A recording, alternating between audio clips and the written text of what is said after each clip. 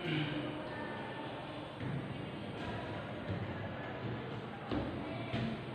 Everyone, dear students, आज आप economics में तत्व नंबर 5 गरीबी आ गरीबीना चैप्टर में सापेक्ष गरीबी की बात करवाना है।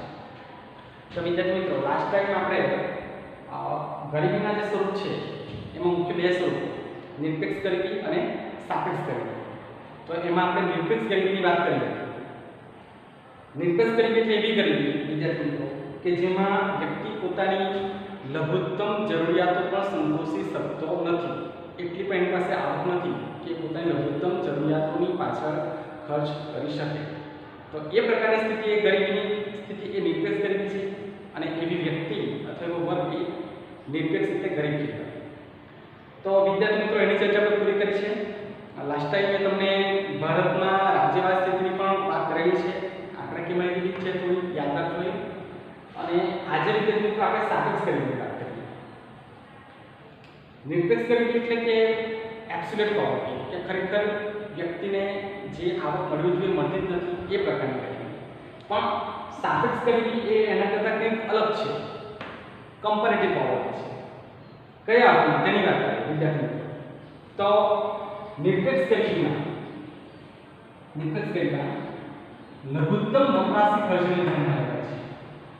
જ્યારે આપણે નિરપેક્ષ ગરીબીની વાત કરી ત્યારે એમાં ઓછામાં ઓછો કેટલો ખર્ચ વ્યક્તિએ કરવો જ જોઈએ એ ખર્ચની જે કક્ષા છે એને ધ્યાનમાં લેવાય છે। મેં તમને લાસ્ટ ટાઈમ ઉદાહરણ આપેલું માટે કે એક વ્યક્તિને મહિને ઓછામાં ઓછા 15,000 રૂપિયા જોઈએ છે, તો એને 15,000 રૂપિયાની આવક અથવા 15,000 રૂપિયાનો ખર્ચને આપણે ગરીબી રેખા કહીશું, પોવર્ટી લાઈન।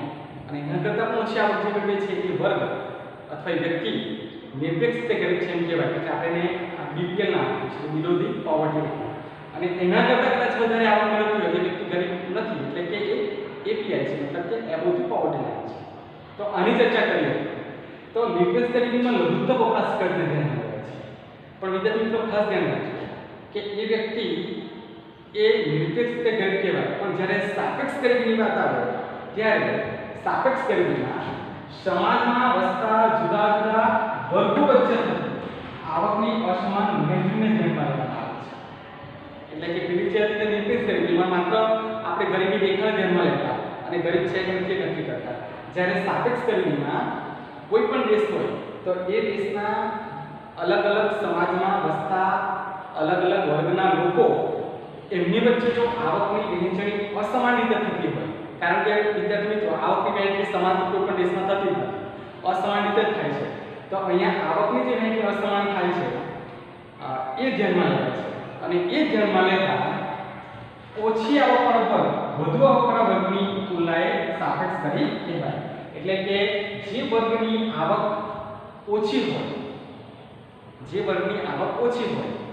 તો એ વર્ગ વધુ આવકવાળા વર્ગની તુલનામાં એટલે કે એની સરખામણીમાં સાપેક્ષ ગરીબ કહેવાય। અને એ પ્રકારની પરિસ્થિતિને સાપેક્ષ ગરીબીની પરિસ્થિતિ કહેવાય। એટલે અહીંયા વિદ્યાર્થી મિત્રો આપણે એ ધ્યાનમાં લેવાનું છે કે જ્યારે કોઈ પણ દેશની અંદર આવકની વહેંચણી થાય છે તો એમાં રાષ્ટ્રીય આવકનો મોટો હિસ્સો અમુક વર્ગો પાસે જતો હોય, જ્યારે બહુ ઓછો હિસ્સો અમુક ટકા વર્ગ પાસે જતો હોય। તો જેની પાસે વધારે આવક છે એ વર્ગ કરતાં જેની પાસે આવક ઓછી છે એ વર્ગ સાપેક્ષ રીતે ગરીબ કહેવાય। અને એ પ્રકારની પરિસ્થિતિ સાપેક્ષ ગરીબીની પરિસ્થિતિ કહેવાય। એટલે સાપેક્ષ ગરીબીમાં વિદ્યાર્થી મિત્રો નિરપેક્ષ ગરીબીની જેમ લઘુત્તમ વપરાશી ખર્ચને ધ્યાનમાં લેવાતો નથી, એને બદલે બે વર્ગો વચ્ચે સરખામણી કરવામાં આવે કે કોની આવક વધારે છે અને કોની આવક ઓછી છે। જેની આવક ઓછી છે તે બીજા વર્ગ કરતાં એની કમ્પેરિઝનમાં એ ગરીબ છે એવું કહેવાય। અને એટલા માટે નામ આપ્યું છે આપણે સાપેક્ષ ગરીબી, કમ્પેરેટિવ પોવર્ટી, કે આની સરખામણીમાં આ વ્યક્તિની આવક ઓછી છે એટલે એ ગરીબ છે। તો વિદ્યાર્થી મિત્રો, ભારતમાં પણ હવે એવી ગરીબી જોવા માંડી છે કે ભારતમાં જે ગરીબીનો અભ્યાસ થાય છે એ અભ્યાસ આમ તો નિરપેક્ષ ગરીબીના આધારે થાય છે કે ભાઈ વ્યક્તિને ઓછામાં ઓછા કેટલા રૂપિયા મળવા જોઈએ અથવા કેટલો વપરાશી ખર્ચો ન હોવો જોઈએ અથવા એની ન્યૂનતમ કેલરી માટે કેટલા રૂપિયા આ ખોરાકની પાછળ ખર્ચવા જોઈએ એની ચર્ચા થઈ। પણ હવે ભારત એક વિકાસશીલ દેશ છે, વિકસતું અર્થતંત્ર છે ભારતનું, અને એટલા માટે હવે ઘણા બધા વ્યક્તિઓની દલીલ છે કે ભારતમાં પણ જ્યારે ગરીબીનો અભ્યાસ થાય તો એ ગરીબીનો અભ્યાસ સાપેક્ષ ગરીબીના સંદર્ભમાં થવો જોઈએ। એટલે કે સાપેક્ષ ગરીબી એટલે માત્ર એટલું ધ્યાન નથી લેવાનું કે વ્યક્તિને માત્ર 3 ટાઈમ ખાવાનું મળે સિવાય બીજી જે પાયાની જરૂરિયાત છે એ મળે છે ખરી, પ્લસ બીજા વર્ગની તુલનામાં એની સ્થિતિ કયા પ્રકારની છે એ પણ ધ્યાનમાં લેવું જોઈએ. તો એકચ્યુઅલી ભારતમાં કયા પ્રકારની સ્થિતિ છે ગરીબીની એની સાચી માહિતી આપણને મળે. અને હવે એનો અભ્યાસ સાપેક્ષ ગરીબીના સંદર્ભમાં થવો જોઈએ તો ઘણા બધા અર્થશાસ્ત્રીઓ પણ માને છે.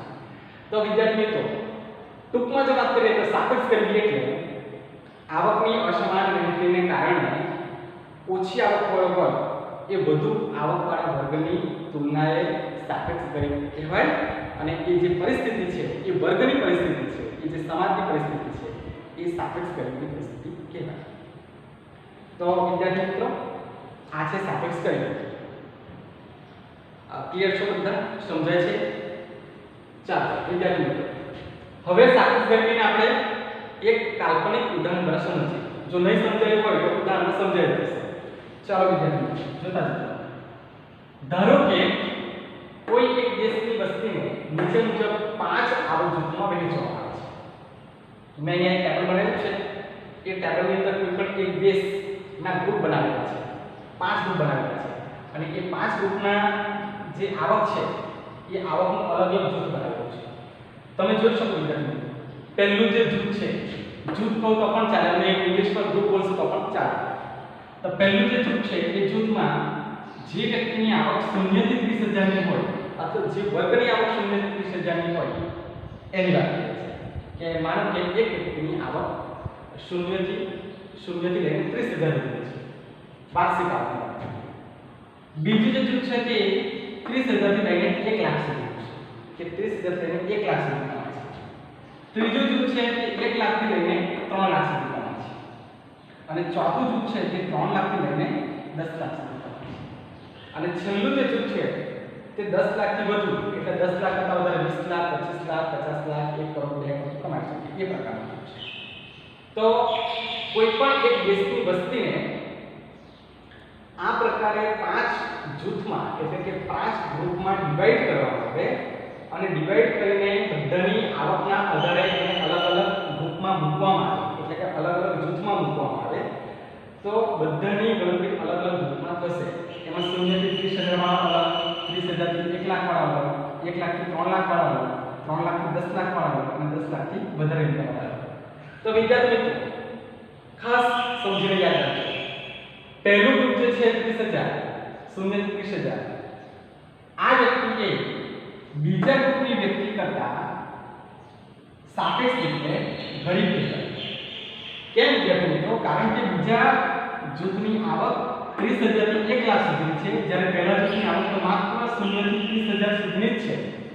એટલે જૂથ 1 માં સ્થાન પામતી વ્યક્તિ અથવા વર્ગ એ જૂથ 2 માં સ્થાન પામતી વ્યક્તિ કે વર્ગ કરતા સાપેક્ષ રીતે ગરીબ છે એવું આપણે અહીંયા કહી શકીએ.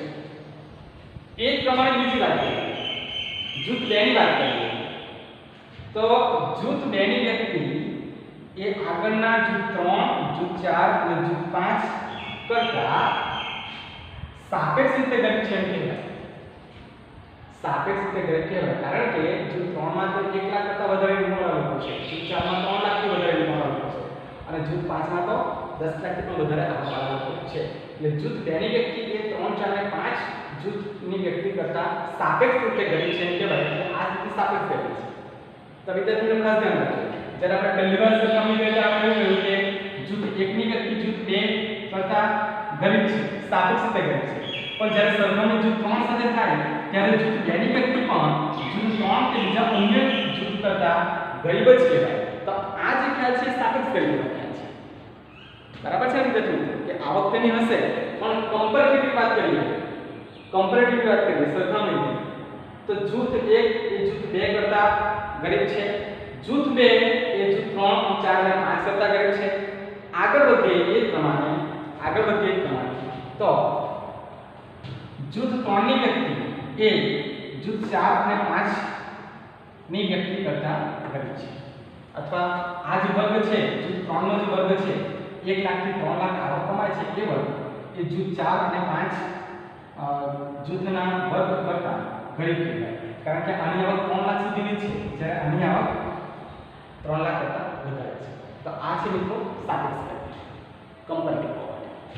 એટલે કે અહીં આપણે ધ્યાનમાં લેવાનું છે કે ઓછામાં ઓછો વપરાશી ખર્ચ મેળવતી વ્યક્તિ એ ગરીબ નથી, એના ઓછામાં ઓછો વપરાશી ખર્ચ નથી મેળવી શકતી, તે નિર્દેશિત તે ગરીબ છે, પણ એની તુલના જ્યારે બીજા વર્ગ કે બીજા વ્યક્તિ સાથે કરવામાં આવે ત્યારે એ પણ જોવામાં આવે કે આ જૂથની આવક કેટલી છે અને આ જૂથની આવક કેટલી છે. એટલે જેની આવક ઓછી છે તે ઓછી આવકવાળો વર્ગ એ વધુ આવકવાળા વર્ગની તુલનાએ સાપેક્ષ રીતે ગરીબ કહેવાય, અને એ પ્રકારની સ્થિતિ એ સાપેક્ષ ગરીબની સ્થિતિ કહેવાય.